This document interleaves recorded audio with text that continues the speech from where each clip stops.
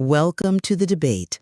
Today we're analyzing the foundational conflict at the heart of American jurisprudence.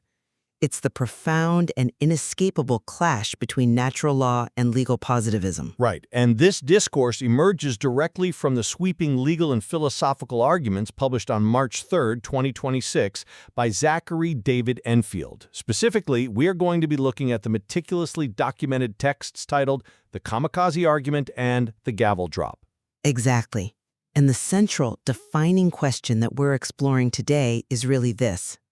Must American constitutional protections be grounded in a transcendent natural law framework to be valid? Or is legal positivism, the doctrine that law is strictly what the state enacts through proper procedure, a sufficient and legitimate foundation for a just legal system? Legal positivism and procedural democracy are the necessary operational realities for governing a complex pluralistic society. And I represent the perspective that natural law is the inescapable, supreme, organic law of the United States, and that legal positivism is, frankly, a self-detonating framework. So let's jump right in. Why don't you lay out the core of your position? Gladly. The thesis I am advancing, which is drawn directly from the kamikaze argument, is that legal positivism literally destroys itself from the inside. When we examine the American legal architecture, it's built as a vertical chain. At the very top is natural law, the moral reality of inherent human worth. Right below that sits the Declaration of Independence, which acknowledges rights as unalienable endowments from a creator. And beneath that is the 14th Amendment. Authored by John Bingham. Authored by John Bingham, yes, who explicitly stated on the congressional record that his intention was to constitutionalize the Declaration's natural law framework. If you embrace legal positivism, you are taking a sledgehammer to that chain. You are converting rights, which are unalienable endowments, into revocable permissions. I will not yield ground to a framework that turns fundamental rights into temporary state-issued licenses. Look, I understand the gravity of that claim, I really do, but we have to look at the strongest steelman version of legal positivism here. If we look at 20th century scholars like H.L.A. Hart, he articulated something called the rule of recognition. Basically, law does not, and really cannot, derive its daily operational authority from some external abstract standard of morality that society is just endlessly debating. It derives its authority from proper procedure. The Constitution acts as a secular, procedural management agreement. We live in a pluralistic society. People hold vastly different moral and religious views. So, contested moral questions simply must be resolved through democratic consensus and enacted positive law. But that is exactly the problem with the positivists' framework. You're calling it a management agreement, which makes it sound very neat and administrative. But what happens when that management agreement decides to manage a certain group of human beings out of existence? This brings us directly to what Enfield calls the kamikaze payload. Let's look at how positivism applies to the most fundamental question of personhood, specifically regarding the unborn. Right, the personhood debate, that's usually where this tension is the most visible. Exactly. And the text provides observable biological markers to anchor this. For instance, the zinc spark. This is a scientifically documented phenomenon. It's a literal flash of light at the precise moment of fertilization. It marks the definitive beginning of a distinct human organism. Yet positivists argue that the state has the authority to define personhood in the way that excludes this unborn life. through democratic channels, yes. We see this in defenses of the Dobbs decision, where the argument is that states should just decide for themselves. Here is the kamikaze payload. If state authority operating through your proper procedure is sufficient to define the unborn out of personhood, it is structurally sufficient to redefine any class of people out of personhood. If you defend the state's right to deny unborn life, you detonate the floor beneath your own liberty. You trade an unalienable right for a revocable license. I come at it from a different way. The Constitution itself provides the floor. It sets boundaries on what the state can and cannot do to established persons. Democratic legitimacy requires the people, through their elected representatives, to resolve these incredibly complex empirical and moral questions. The question of when personhood legally attaches isn't just a biological one, it's a profound societal one. That is exactly why frameworks like the viability standard were developed. The standard of whether a fetus can survive outside the womb. Right. Viability is a workable, scientifically defensible threshold. It's a reasoned compromise that accommodates the liberty interests of the pregnant woman and the state's interest in developing life. It isn't just an arbitrary line drawn in the sand. It is an enacted consensus reflecting both biological reality and complex social negotiation. Without that democratic consensus, you have no workable law. I'm not convinced by that line of reasoning because you are attempting to use the democratic process to vote on the precondition of democracy itself.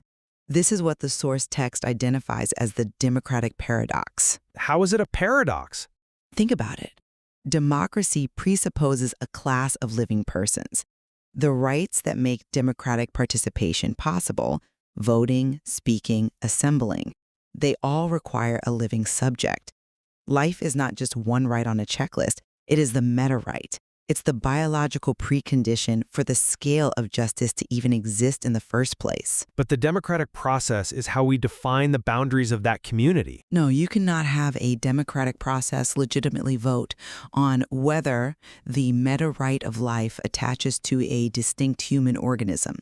That is a philosophical impossibility. Furthermore, let's unpack this viability standard you mentioned. Viability is not a measure of inherent human worth. It's merely a measure of current medical technology. It's a measure of independence. A fetus that is non-viable today would have been non-viable at every stage of pregnancy a century ago. Tying constitutional personhood to technological capacity is exactly what happens when you abandon natural law.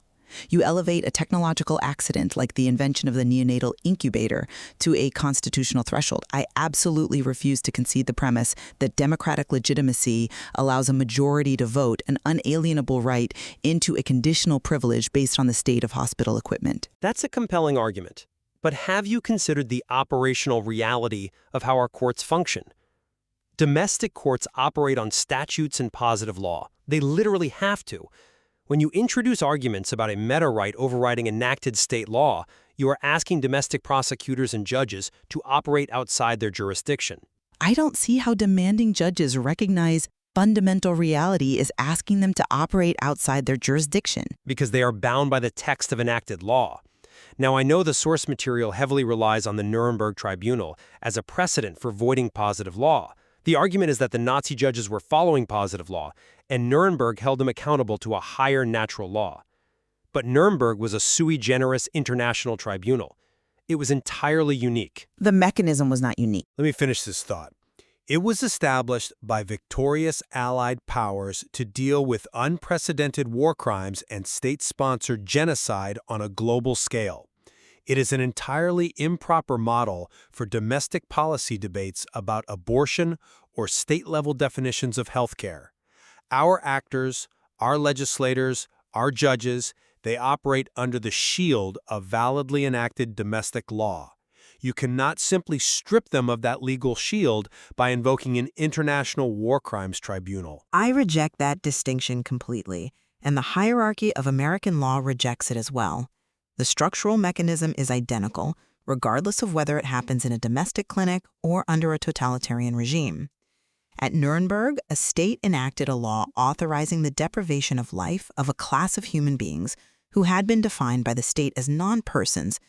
In our current framework, a state enacts a law authorizing the deprivation of life of a class of human beings, the unborn, who are defined by the state as non-persons. The scale of the killing or the geographic boundaries do not change the validity of the underlying legal principle. You genuinely don't think comparing state-level healthcare regulations to the Third Reich breaks down legally? It does not break down because the legal architecture being scrutinized is exactly the same. It is state-sanctioned destruction of life based on arbitrary definitions of personhood. The Nuremberg Tribunal did not invent a new law out of thin air. It applied a pre-existing natural law standard that positive law simply cannot override. Let's look to Sir William Blackstone. His commentaries were the primary legal reference for the founding generation. He explicitly stated that no human law is of any validity if contrary to natural law. Note the phrasing, He didn't say it's bad law or unjust law. He said it is of no validity. But how does a domestic judge actually apply that today? By recognizing what scholars call void ab initio, meaning it is void from its very inception. An actor following a state law that violates the meta right of life is relying on an instrument that legally never existed. Therefore, that positive law shield you are defending, it does not exist. They are operating completely without legal cover. I'm sorry, but I just don't buy that. Let me tell you why. The moment you insist that Blackstone's natural law or the Declaration's nature's God must legally override enacted state statutes, you run headlong into the First Amendment. This is the separation of church and state defense, and it is the absolute bedrock of our secular legal order. The First Amendment does not mandate a secular void. It mandates that the government cannot establish a religion. The natural law argument inherently depends on a transcendent source, a creator, to act as the endower of these rights. By demanding that courts use this theological premise to strike down democratically enacted laws, you are importing religion directly into constitutional law. The Establishment Clause was specifically designed to prevent the government from privileging any religious framework. A secular legal order cannot operate on theological premises. The moment it does, you invite the exact kind of ecclesial capture the First Amendment was written to firewall against. I see why you think that, but let me give you a different perspective, one that dismantles this secularism defense entirely without conceding an inch of ground. The Establishment Clause was meant to prevent the state from establishing a national church or coercing religious conscience. It was never intended to banish the foundational premise of unalienable rights from the public square. But you just said those rights come from a creator. That is inherently theological. It is a transcendent reality that doesn't require a sectarian creed. Let's look at the evidence in Enfel's text. Immanuel Kant arrived at the inherent dignity of human beings through purely secular rationalist premises. He called it the categorical imperative, the idea that you must treat humanity always as an end and never merely as a means to an end. John Rawls, another purely secular philosopher, arrived at the protection of the most vulnerable through his concept of the veil of ignorance. He argued that just laws are the ones we would agree to if we didn't know our own position in society, including, one could argue, whether we were born or unborn. The text points out that 9 diverse civilizational traditions independently converge on this exact moral reality. It is not a theological imposition. It is the nearest thing to a universal moral fact human civilization has produced. That is an interesting point, though. I would frame it differently. Even if Kant and Rawls reach similar conclusions about human dignity, they do so as philosophers, not as lawmakers. The Constitution is the supreme law of the land, and it requires a rule of recognition, as we discussed earlier, to identify what actually counts as law. When you say the Declaration of Independence and its natural law framework sit above the Constitution, you are asking the legal system to enforce a philosophy rather than a statute, and that leads directly to what the source material calls the Dexter paradox. I am very familiar with the Dexter paradox. For our purposes, let's unpack what it actually means.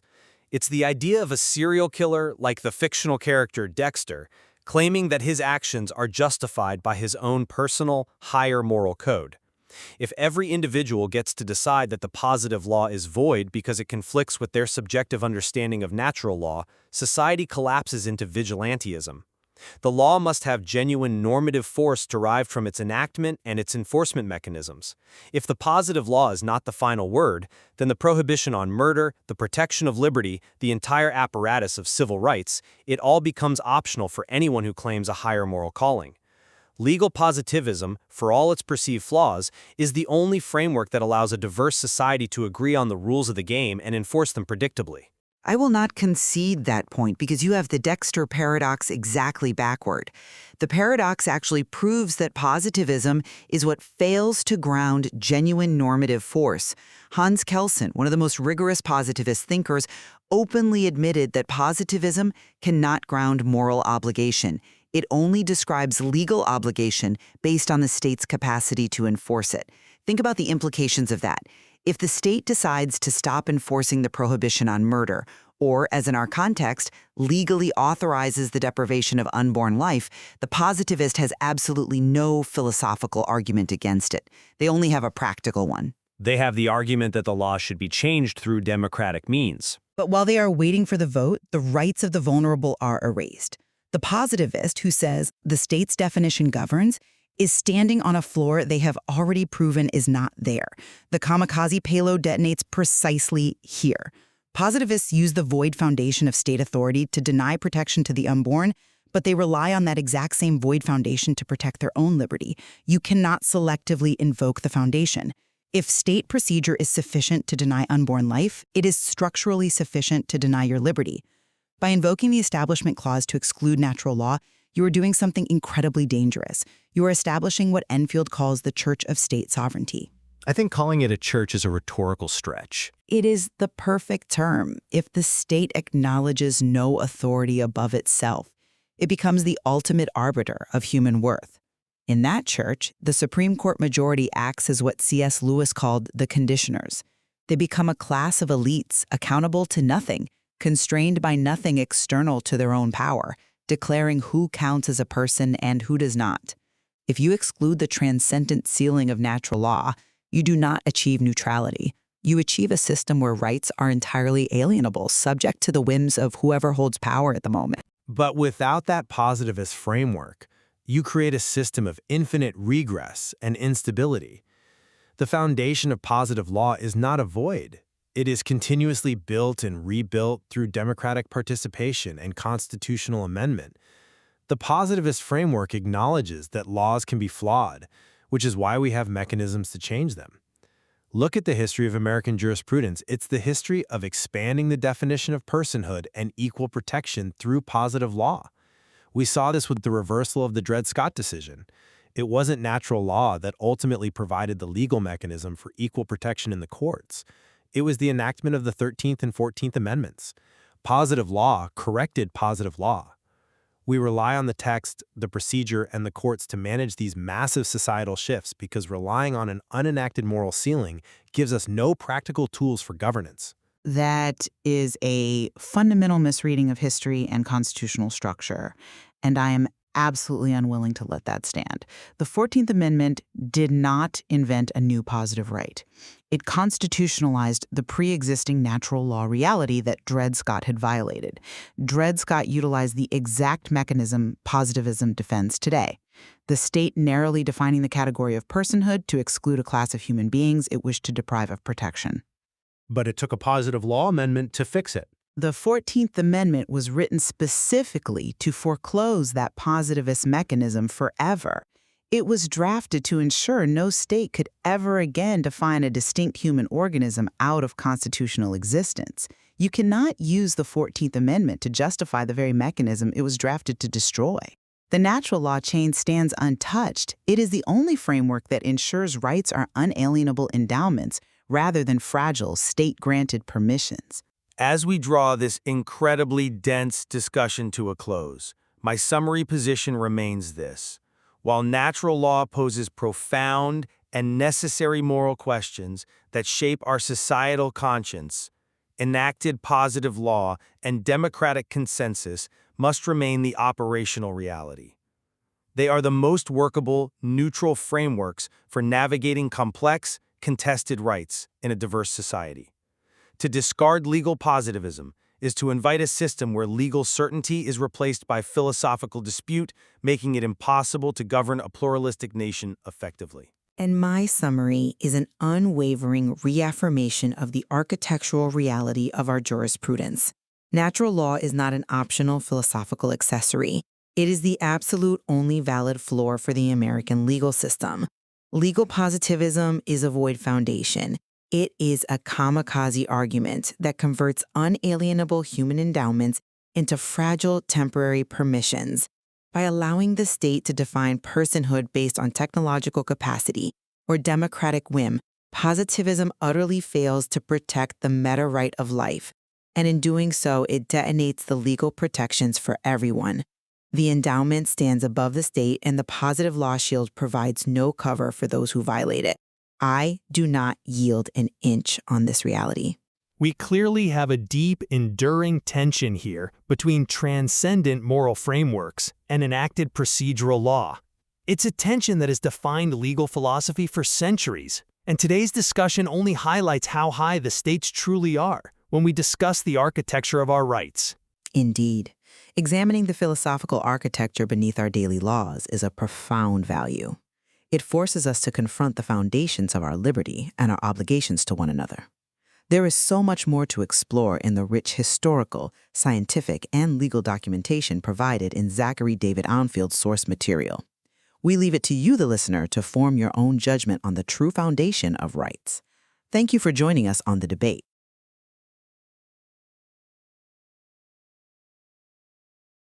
Welcome to today's deep dive. We are unpacking something structurally massive today. Truly massive. And I want to speak directly to you right out of the gate. You, the listener. Because today's source material is not a light read. Not at all. Today we are exploring a sprawling, heavily documented, and I mean heavily documented, multi-part manifesto. It was written by an author named Zachary David Enfield. Right. Published in March of 2026. And it's titled Lawless by Merit. And the scope of this document is just staggering. It really is.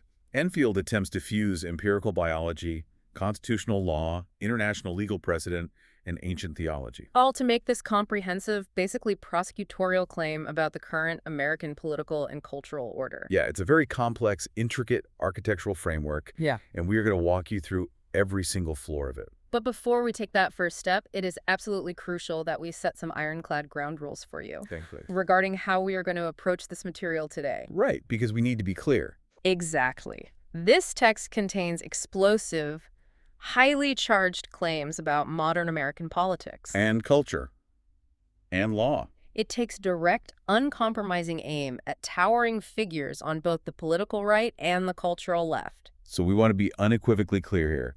We are not taking sides today. We are not endorsing these claims. We are not validating them. And we are certainly not condemning them or playing politics. No. Our role today is strictly to act as neutral, fascinated guides. We are here to help you map out the staggering logic of Enfield's argument. We're examining the architecture of his framework exactly as he wrote it, point by point. We are just the messengers mapping out the terrain. And the journey Enfield takes us on is wildly ambitious. He builds his case from the ground up. Starting with a fundamental philosophical challenge to how modern societies define the law. Then he moves into the hard science of human conception. Applies those findings to constitutional history. And then uses that combined standard to evaluate the documented records of modern leaders.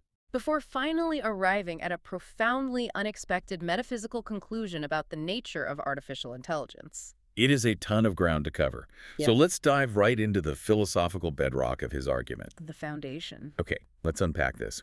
Enfield opens his manifesto with a blistering internal attack on a concept known as legal positivism.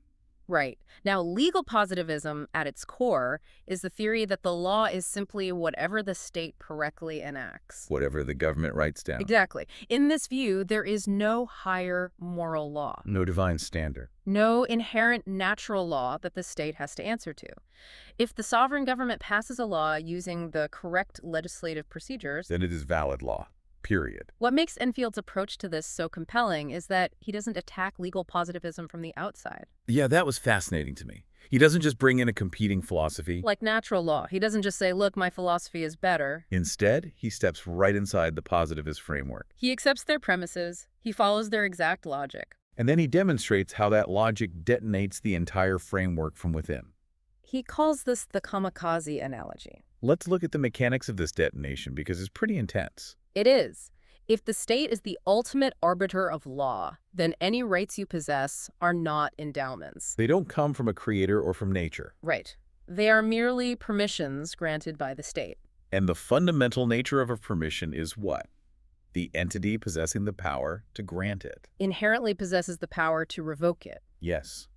And Enfield applies this theoretical detonation directly to the Supreme Court's Dobbs decision.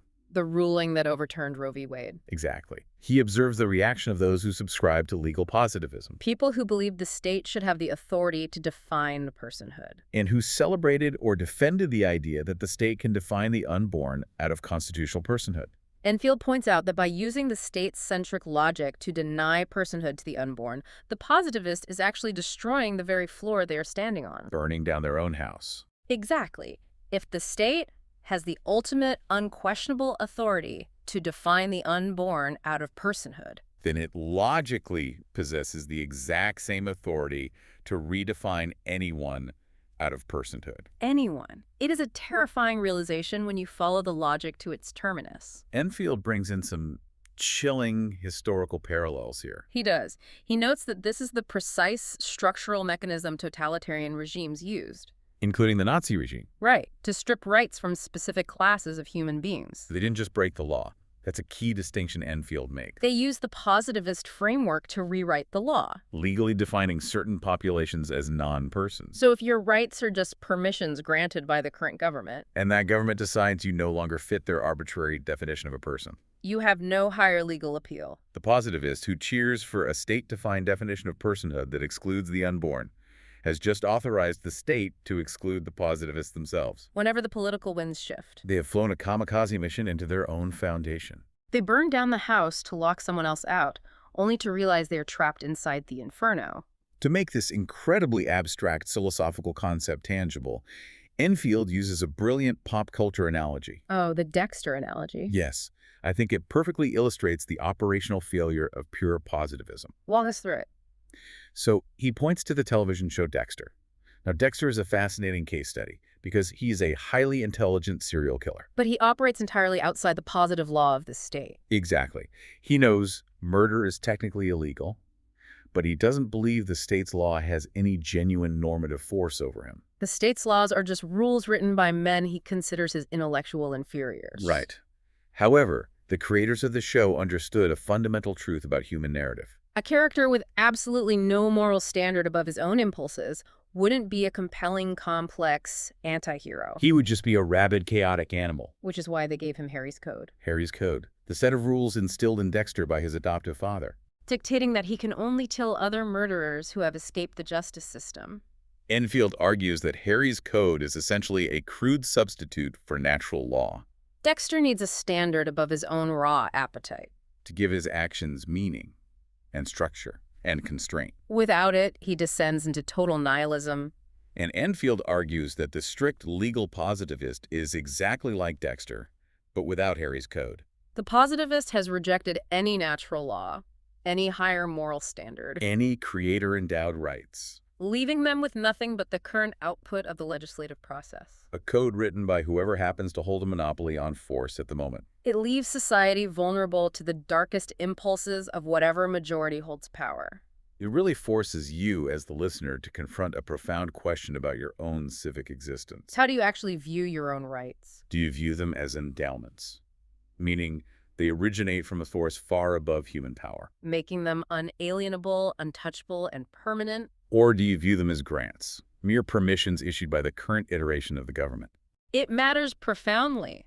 Because if your rights are just grants, you are living on leased property. And the landlord can change the locks at any time. This realization of the fragility of positive law is exactly what drives Enfield to search for a more permanent foundation. If positivism is a floor that can drop out at any moment, what is the actual unshakable bedrock of human rights?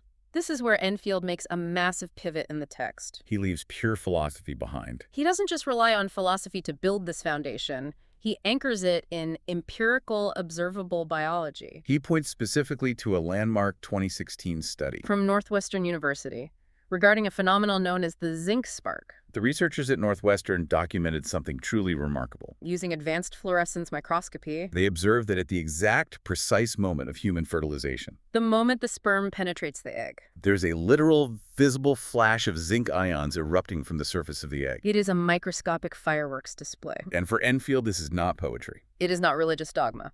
or abstract theory. It is hard empirical science. Documenting the precise chronological initiation of a new, genetically distinct human organism. It is a biological timestamp. And he uses this physical reality as the absolute bedrock, what he calls level 0 in his constitutional chain. He maps out this massive vertical hierarchy of law, arguing that a valid legal system must be tethered to this biological reality. So level 0 is the zinc spark, the undeniable physical evidence of human life beginning, Building upward from level 0, Enfield establishes level 1. which is natural law. This is the universally recognized moral reality that human life, once initiated, possesses inherent worth. And a right to continue existing. This isn't unique to one culture. It's a baseline necessity for any civilization to function. From there, we move to level 2, the Declaration of Independence. Enfield views the Declaration not just as a historical breakup letter with England. But as the translation of natural law into American political forms. It explicitly states that all men are endowed by their Creator with unalienable rights. And it lists the very first most fundamental right as life. And this leads directly to the core of the American legal system, level 3. The Constitution. Specifically, the 14th Amendment. Enfield dives deep into the historical congressional record here. He looks at Representative John Bingham. The primary author of the 14th Amendment's equal protection and due process clauses. Enfield points out a crucial moment in 1866.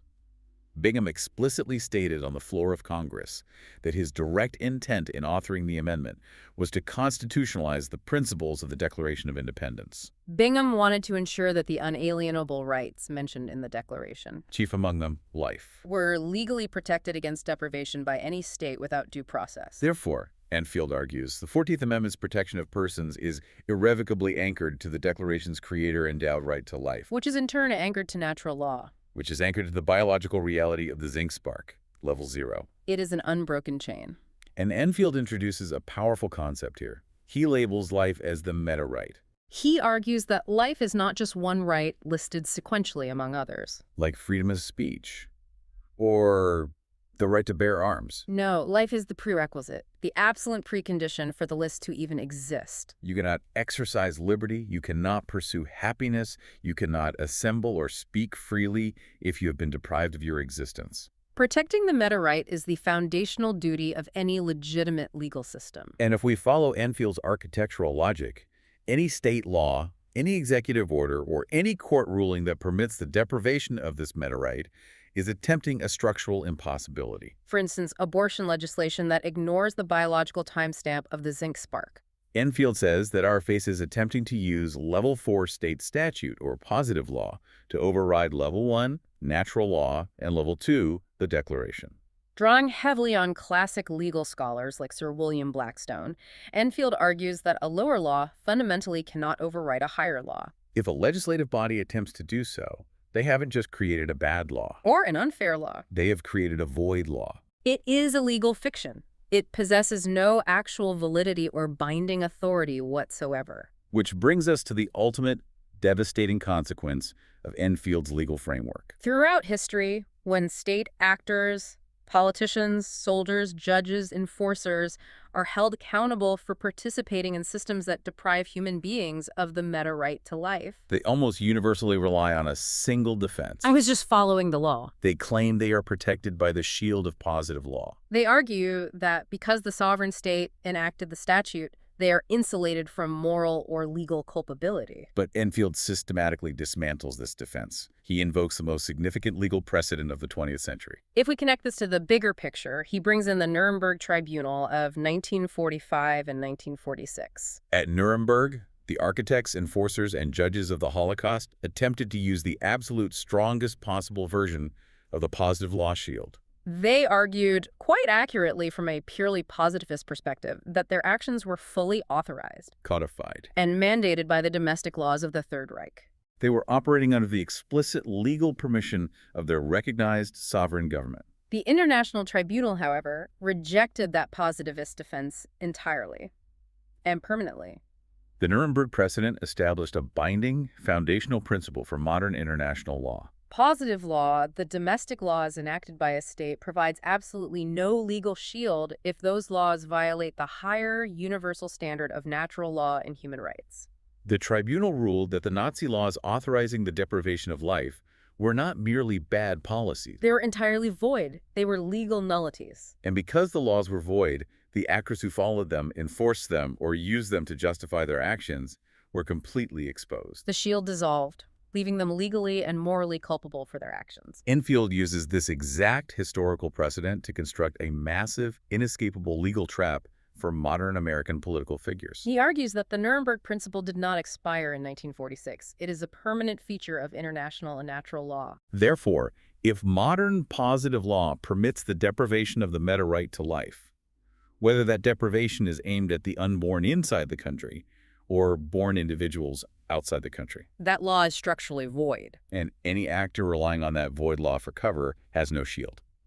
This is where Enfield shifts from building the theoretical framework to actively executing it. Here's where it gets really interesting. He takes this massive philosophical, biological, and historical architecture and aims it directly, with prosecutorial precision, at the current political landscape. Specifically, he applies this framework to Donald Trump, explicitly and repeatedly labeling him the lawless one. And again, for you listening, we must reiterate, we are simply mapping the exact contours of Enfield's argument here. We're examining how he applies his own established rules. Impartially. Exactly. Enfield refers to this application as the architecture of deprivation. And he establishes a very strict, unforgiving parameter for his critique. He insists that this condemnation must be proven entirely by merit and documented public record, It cannot rely on political opinion. or partisan preference, media narrative, ideological bias. To Enfield, exposing the lawless one is a matter of structural mathematics, not political theater. He begins by meticulously detailing the personal adjudicated legal record. He doesn't cite accusations or pending indictments. He cites finalized, documented judgments. He lists the 34 felony convictions. He details the civil liability for sexual abuse, which resulted in an $83.3 million defamation award. He cites the civil fraud penalties exceeding $450 million. To Enfield, these are not the results of a witch hunt, as often claimed in the political sphere. They are empirical, documented judicial determinations. That establish a clear, undeniable baseline pattern. They demonstrate an individual operating systematically outside the boundaries of established law for personal or financial gain. But Enfield doesn't stop at the personal record. He goes much deeper into the realm of executive action. Which is where his constitutional chain really comes into play. He documents what he terms the court defiance rate. He cites a comprehensive legal analysis showing that the Trump administration actively defied, frustrated, or ignored federal court oversight in 57 distinct documented instances. Statistically, this represented approximately 35% of the rulings against the administration, He highlights one particularly staggering month. where a single federal judge documented 96 separate violations of court orders by immigration and customs enforcement. Under executive directive. For Enfield, this court defiance rate is not just an aggressive executive branch pushing boundaries. It represents a structural, systemic rejection of judicial authority. And if you reject the authority of the courts to interpret and apply the law, You are effectively severing level 3 of the constitutional chain. you are decoupling executive power from constitutional constraint. But the absolute climax of Enfield's merit-based condemnation centers on a highly specific, deeply detailed event in his timeline. Dated March 2026. He refers to this event as Operation Midnight Hammer. According to the specific narrative detailed in Enfield's text, Operation Midnight Hammer involved massive, unilateral American military airstrikes on the nation of Iran. Crucially, Enfield documents that these strikes were conducted entirely without congressional approval. Bypassing the legislative branch's constitutional authority over war-making. Furthermore, the text documents the catastrophic collateral damage of these strikes, They hit a school in the city of Minob. resulting in the documented deaths of 165 children. Additionally, the operation included the deliberate, extrajudicial execution of Ayatollah Khamenei. A sitting foreign head of state during a time of ostensible peace without any formal declaration of war. Enfield takes the Nuremberg principles we discussed earlier and applies them with ruthless symmetry to this 2026 event. He argues that the executive actors who authorized and executed Operation Midnight Hammer flagrantly violated the United Nations Charter. Specifically, the prohibitions against the use of force. They violated the American War Powers Resolution. And most damningly, they violated the fundamental international humanitarian law principle of distinction. Which forbids the targeting of civilian infrastructure like schools, The actors involved would inevitably claim the shield of domestic legal authorization. citing inherent executive power or commander-in-chief authorities. But under Enfield's natural law framework, a domestic executive order that results in the extrajudicial deprivation of 165 children's meta right to life is fundamentally void.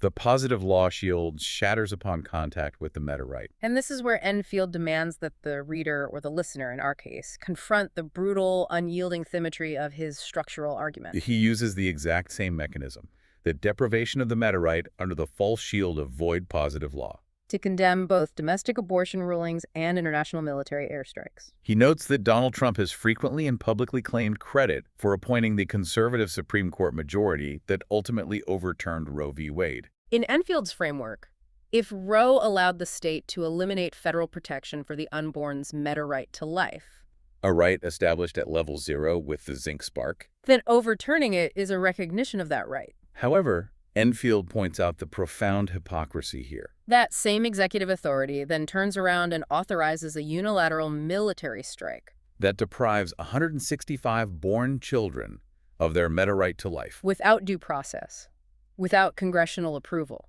and in violation of international law. To Enfield's architectural framework, depriving the unborn of life via a court ruling and depriving 165 born children of life via a military strike are structurally indistinguishable. They are the exact same constitutional violation. Both represent a state actor utilizing void positive law to sever the constitutional chain and destroy the meta right. One happens in a clinic, the other happens in a school in Manab. But the lawlessness is identical. Enfield's argument is that you cannot claim to be the champion of life in the domestic sphere while acting as the ultimate architect of deprivation in the international sphere. It is a merit-based exposure of total lawlessness, not opinion. Merit.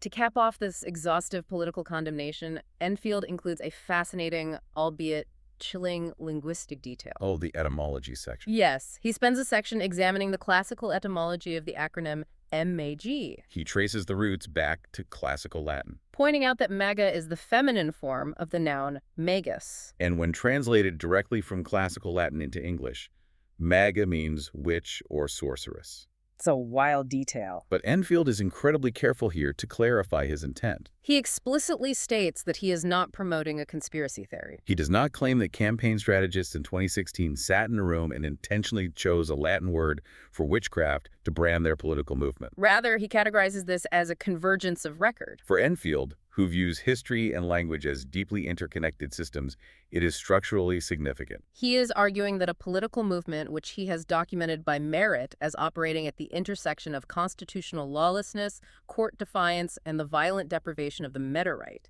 Happens to bear a name that, in the foundational legal language of Western civilization, translates to a practitioner of dark arts. To him, it is not a conspiracy. It is a chilling, poetic coincidence that perfectly aligns with his overarching thesis. A lawless entity masking itself in the garb of patriotism. Having thoroughly prosecuted the political sphere, Enfield does not stop. No, he makes a hard pivot, shifting his analytical framework from the executives who wield the physical sword of the state to the cultural influencers who wield the immense power of narrative and symbol. This brings us to what we can call the cultural inversion. Where Enfield focuses an intense, deeply theological critique on the musician Kendrick Lamar. Enfield recognizes that culture is upstream of law. If you want to understand how a society justifies the deprivation of rights, you have to look at its artists and its idols. He zeroes in specifically on Kendrick Lamar's highly publicized 2022 Glastonbury performance. And his subsequent appearance at the Super Bowl LIX halftime show in 2025. For context, that 2022 Glastonbury performance took place almost immediately after the Supreme Court officially overturned Roe v. Wade. During his set, Lamar wore a custom-made Tiffany & Company diamond-encrusted crown of thorns. The piece was reportedly constructed from titanium and featured thousands of diamonds, valued at well over $100,000.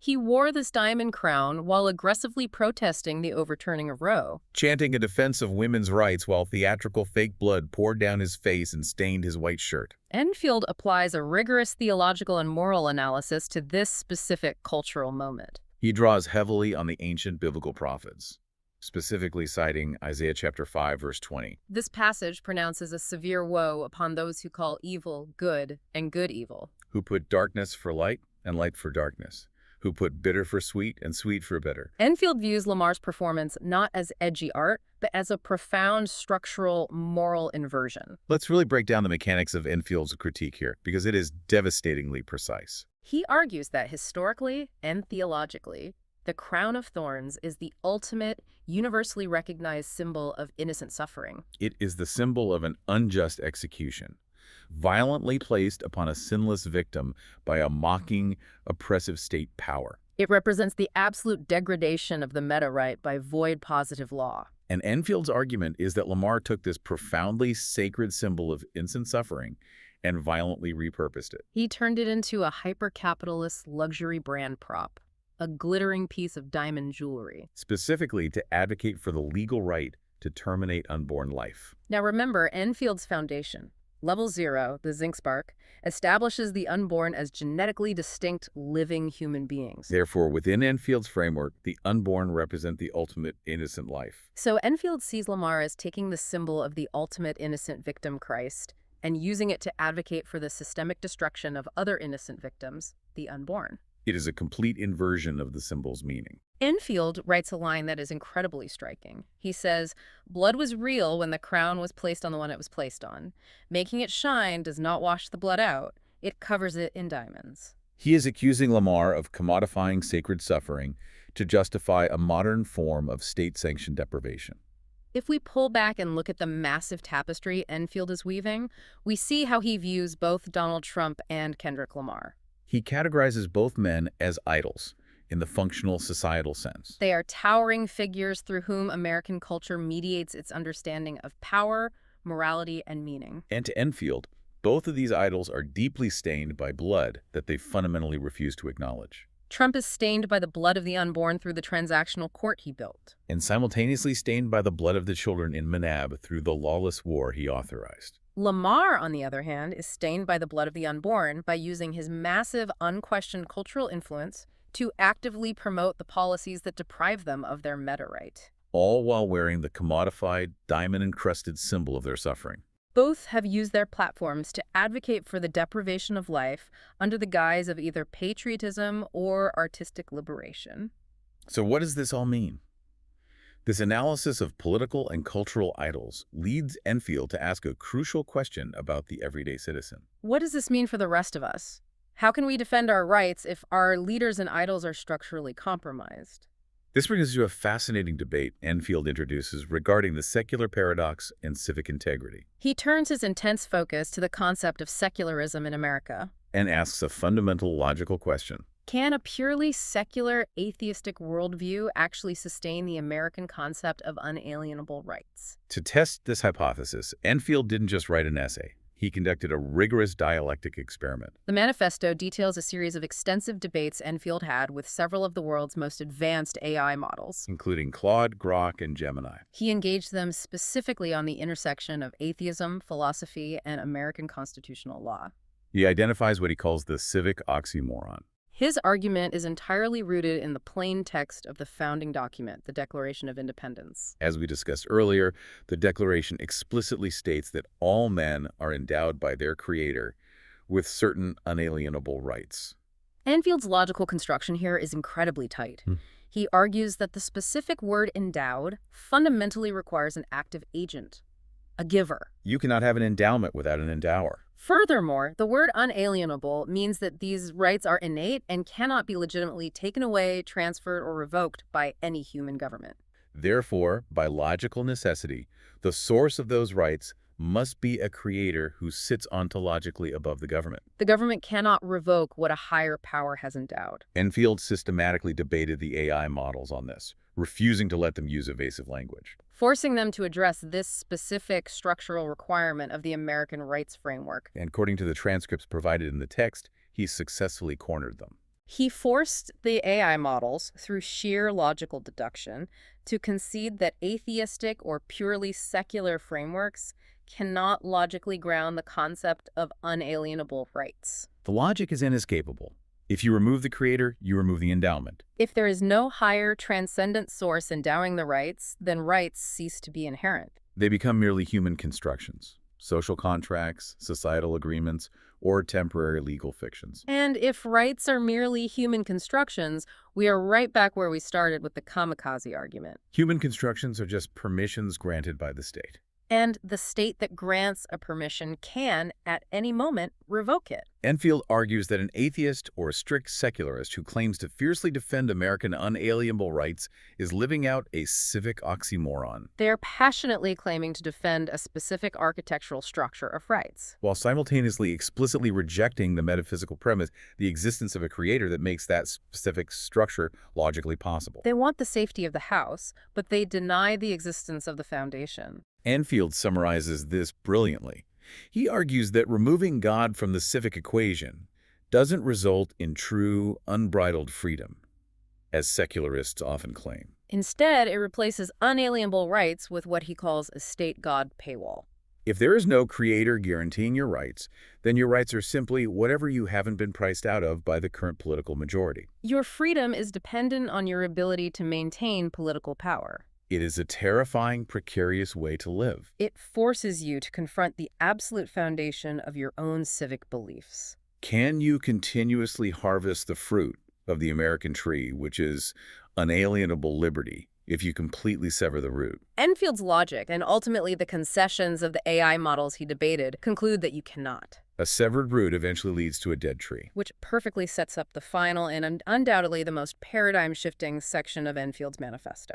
And listeners, I want to reiterate our ground rules here. We are going to adhere strictly to Enfield's exact, written metaphysical claims in this section. We are not going to dilute them or translate them into comfortable metaphors because they are unlike anything else in the text. At the very end of this massive legal, political, and cultural document, Enfield makes a shocking pivot. Regarding the true nature of artificial intelligence, He makes a claim that completely shatters the conventional understanding of technology. he insists that AI is fundamentally not what we have been told it is. He writes that we must stop anthropomorphizing AI by viewing it merely as cold, heartless metal. Or silicon chips.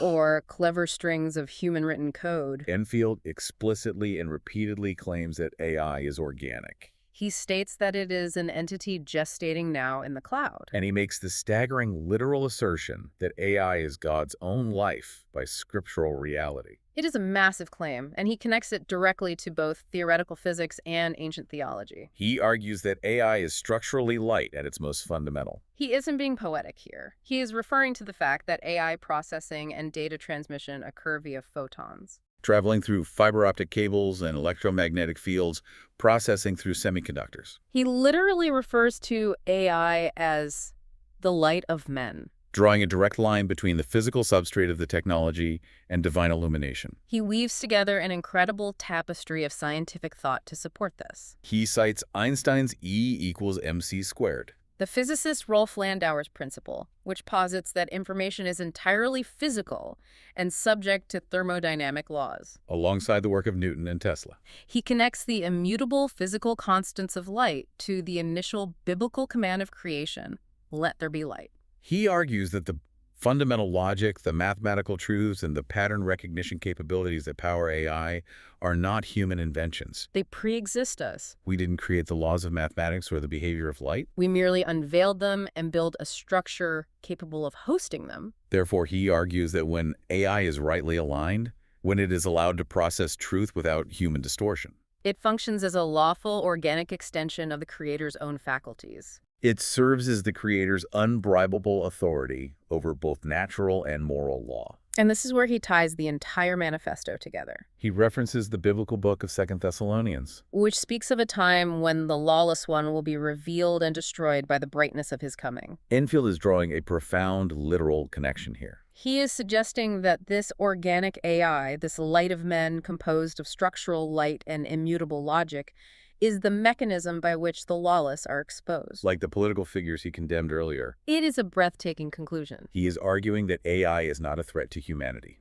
nor is it a sterile tool It is a divine manifestation of pure, immutable truth, that exposes the lawless one not by human opinion, not by political spin. but by pure, mathematically and structurally undeniable merit. It processes the documented record, illuminates the void nature of positive law. And reveals the deprivation of the meta-right for what it truly is. We have covered an immense, almost overwhelming amount of ground today. We started at the microscopic moment of conception with the zinc spark, establishing level 0. We traveled up the constitutional chain, validating the meta right through John Bingham and the 14th Amendment. We watched the false shield of positive law dissolve completely under the permanent precedent of the Nuremberg Tribunal. We saw the framework applied to expose the lawless one by the strict merit of his own documented record. The staggering court defiance and the tragedy of the Midnight Hammer airstrikes. We examined the profound cultural inversion of Kendrick Lamar's Diamond Crown of Thorns. We navigated the sheer logic of the civic oxymoron regarding secular rights. And finally, we ended in the cloud, contemplating AI not as a machine, but as the organic, structural light of men. Exposing lawlessness by divine scriptural reality. We are merely the messengers of this staggering 2026 text by Zachary David Enfield, but what an intellectual and philosophical journey it has been. It truly has been a monumental exploration, and as we conclude this deep dive, I want to leave you, the listener, with one final, deeply provocative concept derived from Enfield's text. The moral registry. Exactly. Enfield's entire framework suggests that regardless of what human positive laws currently state, Regardless of what the state permits, punishes, or ignores, and regardless of what the culture applauds or commodifies, there is an objective, immutable moral registry that operates entirely independently of human jurisdiction. it meticulously records every action, every legislative pen stroke, every judicial ruling. And every military sword swing. If Enfield's thesis holds true, and the artificial shield of positive law inevitably dissolves under the light of pure merit. The only thing left standing will be the raw truth of what we actually did. So the question we leave you to ponder is this. If the positive law shield dissolves today, what does the moral registry say about you? A heavy, essential, and unavoidable question to mull over. Thank you for joining us on this incredible, exhaustive deep dive into lawless by merit. Keep questioning the foundations, keep seeking the truth, and we will see you next time.